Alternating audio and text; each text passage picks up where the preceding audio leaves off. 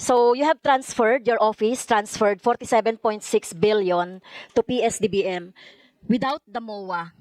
Tama po ba, Madam Chair? Ah, Tama po.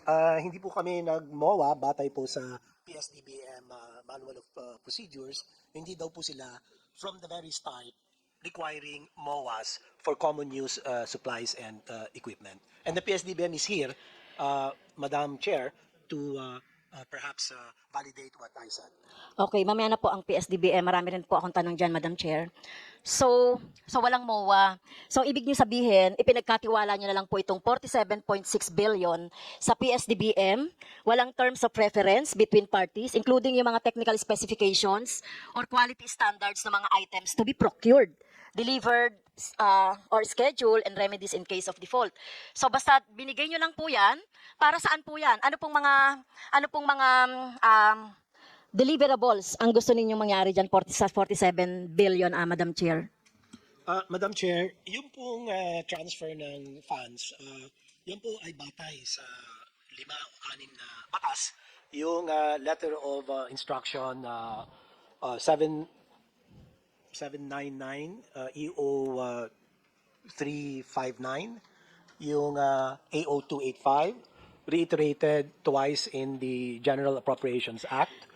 Yes, Madam Chair, with due respect, former Secretary, no, ang tanong ko po, yung 47 billion na yan, ay para saan yan? At ano-ano? Ano ba ang mga equipments? Yan ba ay mask? Yan ba ay COVID-19, ano man yung pangangailangan yan? So, wag po niyo po akong bigyan ng mga batas-batas na may kinalaman doon sa legality ng transfer. Ang tanong ko po ay, kung ano po, saan niyo po gagamitin yan, o bakit ibinigay niyo ng buong-buo? Sa PSDBM, wala man lang kayong MOA, wala man lang kayong nilagay na ano bang mga items ang kailangan ninyo, yung mga terms and condition, etc. Kasi alam ko po may mga standard din, kahit na yung mask, kahit na yung face shield, kahit na COVID-19 vaccine, di ba? Meron dapat yan. So, wala lang, binigay nyo lang dahil may ganyang pong may mga sinasabi kayong batas po. At ang isa pa po, ito ay inauthorize ni former President Duterte. Tama. In his public pronouncements, the transfer was done because of the public health emergency which he declared sometime in March. Yung pong katanungan, ibalik lang po, Madam Chair, may listahan na po ang procurement supply chain management ng DOH. Kung pwede po ang Madam Chairperson to instruct the DOH procurement supply chain to furnish a copy of all the items that were procured with this Yes. amount, Yes. Madam Chairperson. Yes, thank you, Madam Chair. Kasi sinasabi niyo po kasi, former Sec, sinasabi ninyo dahil sinasabi niyo mga batas, pero ang tinatanong ko po ay kung kayo mismo ang nag-order sa PSDBM ng mga ganitong items. So sa inyo po ba nanggaling yung mga items na in-order o yung PSDBM yung nag-decide kung ano lang yung mga dapat na bilhin? Hindi ho. Galing ho sa DOH kasi end user ho kami. So, yan po, may mga opisina yan ng DOH po na nagbibigay sila ng kanilang mga pangangailangan sa panahon ng pandemya. In fact, ang binibigay po ng DOH, which I considered as de facto parang contract, yung agency purchase request. Kasama po yan. Kasama din po yung listahan ng mga kinakailangan na common use supplies and equipment. Kasama po yung quantities, kasama po yung price, kasama po yung technical specification na mula naman po sa mga iba't ibang mga opisina na may kakayahan na magbigay ng kung ano ba yung standards. For example, ang KN95 mask. Hindi naman po basta-bastang mask Okay, lang. maputol ko po kayo dyan, Madam. So, ulitin ko lang po, Madam Chair, to summarize po yung mga tanong ko po sa DOH. So, sinasabi po ni Secretary Duque that they transferred 47.6 billion to PSDBM without the MOA. Pero skeptical pa sa atin kung talagang merong nga bang technical specifications or quality standards. Yan, number 1. Number 2, so sinasabi din po sa atin na ni Secretary Duque, Madam Chair, sa utos po ni dating Presidente Duterte ay nagkaroon ng ganito, na transfer itong 47.6 billion. Tama po ba? Please say yes or no.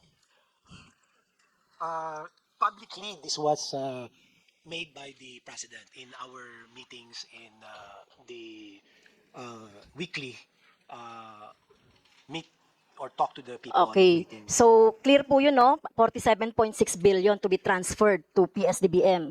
No? Publicly announced by the former President Duterte na mai-transfer yan. So, number two, Madam Chair, um, sinasabi niyo po ba na meron kayong monitoring noong paggastos ng PSDBM ng pera nung 47.6? So kung meron, Madam Chair, paki ano lang to, paki-submit po. O kung nandiyan po yung in charge, Madam Chair. So sino po ba Secretary Duque yung in charge? Nandito ba siya? Pwede ko bang matanong kung talagang totoo na meron talagang monitoring nung mga pondong lumalabas sa PSDBM? Meron kayong o minomonitor nyo yun? Madam Chair, may I ask? Okay, Madam Chair, may I go now to the PSDBM? So meron po ba tayong representative from PSDBM? So kayo na po, Ma'am Lady Lou, Miss Lady Lou Jimeno? Okay. So sinasabi kanina, Madam Chair, ni Secretary Duque, na parang wala namang necessary na documents or MOA na kailangan based sa manual o procedure ng PSDBM kaugnay doon sa pagta-transfer ng anumang fund. Is it true?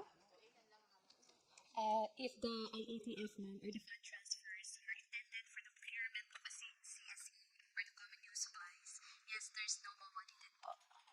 So bakit po 47.6 billion ito? Walang MOA? So sinasabi din na kanina kung narinig mo, no, Secretary Duque, na meron silang sinubmit na terms of reference. Tama? Yes, ma'am. Pero nakalagay dito, wala. So sinasabi mo ba na meron sinubmit na terms of reference? Can you provide this committee? As far as I remember po, ma'am, for every or contracts that we entered into with our suppliers, may mga terms of conditions po yan, ma'am. So the terms, No, not with the suppliers. Ang tanong ko ay kung meron kayong, pagkatanggap nyo ng 47 billion na yan, kung meron kayong terms of reference with the DOH. Kasi bibilhin nyo yung mga common supplies, like yung mask, yung, ano pa ba, face shield, COVID-19 vaccine, Opo. so, etc. So, meron kayong terms of reference, hindi sa supplier. Kasi I gusto ko malaman kung meron talagang binigay ang DOH na specifications. Ano ba yung talagang dapat? Kasi tinitignan natin dito yung quality. Dahil, Madam Chair, merong report dito na as regards dun sa presyo, no, ng face shield at saka yung mask na overpricing or overpriced. So, yun ang tanong ko muna. Meron po ba kayong terms of reference with the DOH? Although I am not yet part of PSDBM during that time, pero ma'am, pag nalipat po yung pera from DOH to PSDBM, meron po kaming tinatawag, ma'am, na form, which is the agency procurement request. Doon po sa form na yon, nakasaad po, ma'am, kung ano yung mga bibilhin or ano po ang dapat pinapabili ng isang DOH po sa PSDBM. So kalaki po doon yung details, kung ano po yung papabili, as well as yung ano po, yung price. Yung terms of reference meron. For that specific requirement, ma'am, I cannot tell po. Kasi I am not yet connected with PSDBM during the time of the transactions for COVID. Well, Madam Chair, can we invite later, kung may hearing pa, no, yung talagang in charge nung panahon na yon, Madam Chair. Kasi pag ganito kasi nagkakaroon ng walang institutional memory ang mga tao. Kaya ito nga, tinatanong natin ito nung last hearing kung meron. So, hindi po siya in charge. So, can we invite? Yes, may we know the name of the individual who was responsible for the transaction? Sa PSDBM po, Madam Chair, I cannot tell the specific individual, but I can tell the specific group within the PSDBM. So the money is coming from DOH, will be received by our division called the MSD. And then MSD stands for? MSD stands for the Marketing and Sales Division of PSDBM. Okay. Sino yung taong pinalitan mo? So, when did you join the PSDBM? I joined PSDBM around August of 2021 po. Who was the person that you replaced? It was the OIC Chief Accountant, Amy De La Cruz. But she's no longer connected with PSDBM po. Okay. Thank you. Tingnan ko lang kung kasama siya doon sa nire-recommend ng COA na kasuhan. Okay, so marami. Meron. Nandito, Madam Chair, number 33. Si Ami de la Cruz, former OIC chief. So, kailangan masagot tayo nito, Madam Chair. Kasi ang daming findings dito ng COA no, about PSDBM. So, dun muna ako, no? So, walang terms of reference dun sa MOA, sa pagkakatandaan nyo po. Wala. Yes. Wala. Yes. Wala. Yes, Okay, Your so wala. Kasi nakalagay dito sa report eh, wala. Okay, so, kasi nakalagay din dito, Madam Chair, the PSDBM either failed or was inconsistent in conducting preliminary price scanning or preliminary market survey, specifically on determining reasonable unit prices and the period of availability and capability of the supplier to provide the required quantity. So, tanong ko lang, Madam Chair, paano ba nagko-conduct ang PSDBM ng canvassing or, alam ba, may binigay ang isang agency sa inyo, ito yung bibilhin. So, kung meron siyang mga specification, ano yung standard, so kayo po maggagawa ng canvas, tama po? Yes, Madam Chair. Yes, so, ganun po yung ginagawa. Sabi rito, so, paano nyo na-determine yung quality at saka yung best price na kailangan or na dapat? Madam Chair, apology, pero I'm not in the proper position po to answer because there's a separate division as well within PSDBM, which is our BAC. So I am under the finance, so I cannot really answer the processes po. So, wala ka na bang ibang kasama? Kayo lang po, ma'am lady? Kayo lang po? Yes, ma'am. Madam Chair, kailangan din natin dito pala, no, imbitahin yung back para makita natin yung proseso. Kasi, Madam Chair, dito sa report ng COA, so sinasabi dito, no, halimbawa, PSDBM in awarding contracts for the procurement of surgical masks and gowns in the amount of 287 million and 2.8 billion respectively did not thoroughly implement and comply with its own criteria in selecting suppliers with sufficient stocks on hand and capability to deliver the required quantity. Kaya nakabanggit nga dito, Madam Chair, halimbawa yung Pharmally with no sufficient stocks on hand, pero ibinigay ito doon sa Pharmally. Di ba? Nag-purchase ang Pharmally ng 10,000 surgical gowns. On the same day, the PSDBM awarded them with a contract for the supply and delivery of the said gowns. So, ibig sabihin, Madam Chair, so, problema natin dito, no, yung back, paano ba talaga nagko-conduct ng bidding ang back? O talagang diretso na, Pharmally na talaga ang kinontak ninyo for all those supplies na nire-require ng DOH? Tama ba? Apology, Madam Chair, I cannot confirm with that. Madam Chair, paano ba yan? Hindi ata ako masasagot ng ating resource person kaugnay nito, Madam Chair. Can we invite, Madam Chair, yung back at saka yung Madam Chair. nag-conduct? Madam Chair, with the indulgence of the Honorable Franz Castro, siguro meron lang konting, if I may be allowed, Madam Chair, to quickly interject. I believe there are two things that the Honorable Franz Castro is pointing out. Yung una is, bakit nga ba naglipat ng 47.6 billion? Because this actually became the trigger for a cascade of events that actually resulted in many DOH career officials being dragged into this investigation. So I think, Honorable Franz Castro, the answer of Secretary Duque was, in a public address of the president, of the former president. Yun naman medyo nagugulat ako, Madam Chair, because officially, there are actually official notices or instructions. So was there any instruction, Madam Chair, or who instructed Secretary Duque to initiate the 47.6 billion transfer? It can be answered by the name of the authority who instructed him, or the name of the committee, or I do not know. So ganun lang, Madam Chair, if the Secretary Duque can respond.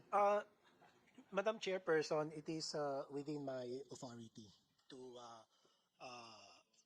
effect the fund transfer. I do not deny that.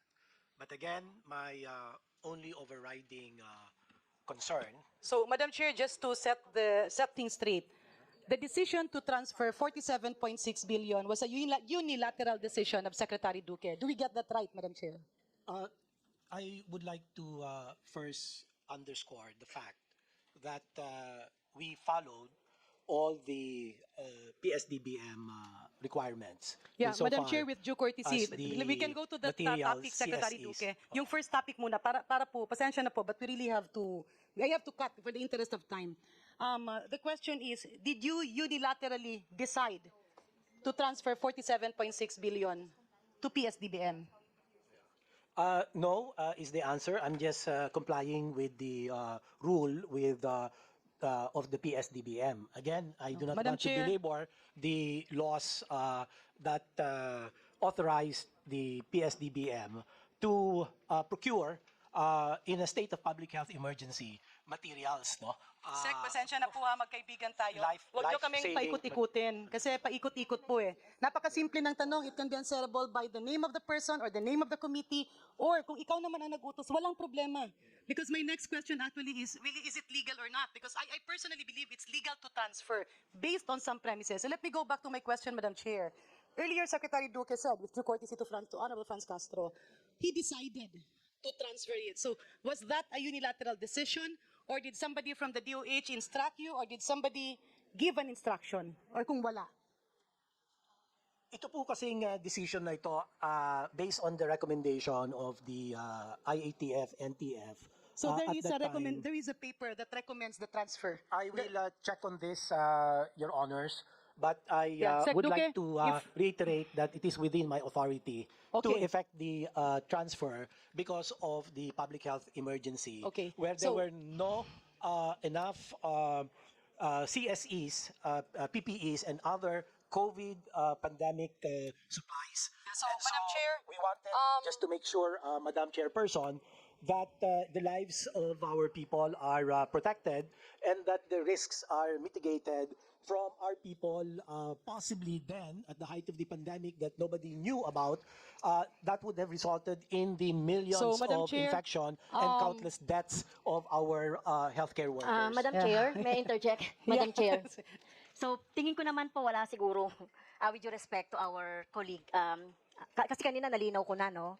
So, nalinaw ko na at nasagot na ako ni Secretary Duque that public pronouncement of former President Rodrigo Duterte prompt him na mag-transfer nitong 47.6. Tama po ba, Secretary?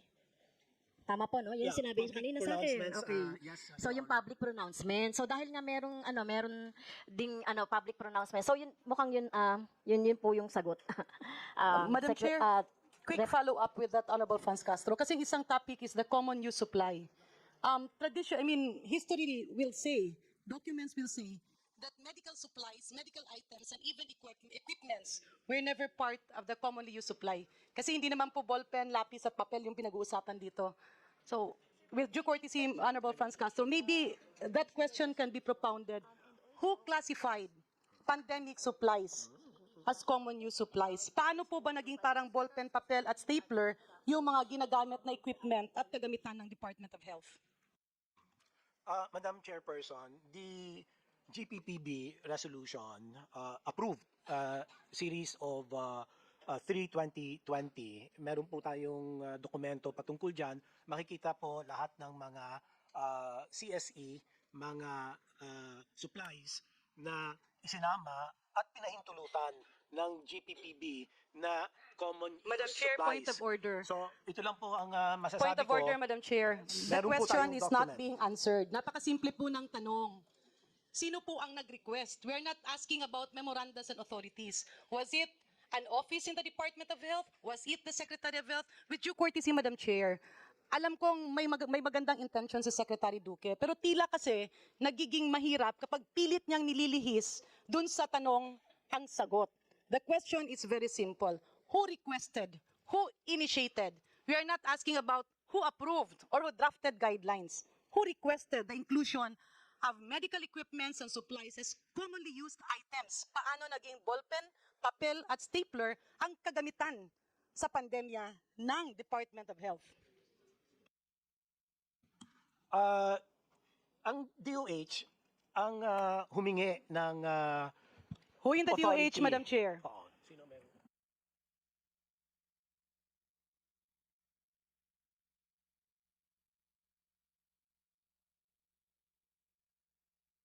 Excuse me, Madam Chair, I'm just conferring with... Nagdulot naman ito ng iba't ibang reaksyon mula sa ating mga netizens. Ayon kay @Janavan Velasquez, buti naman at inimbestigahan na si Duque. Saad naman ni @Rolly229 Cab Eroy 22. Lahat ng sangkot sa Farmally anomalies dapat ma-lifestyle check and if found guilty, they should be jailed. Komento naman ni at user-fu2c. So what if Duterte asked Duque to transfer the budget for buying things for the COVID? It's the lifeline of the people because of the pandemic. Duterte didn't corrupt the money, he has every right to command what it is for the good of the people. The problem are the officials who are in charge whether they corrupt the budget. Anong sa inyo dito mga kabayan? Maaaring magbigay ng comment below.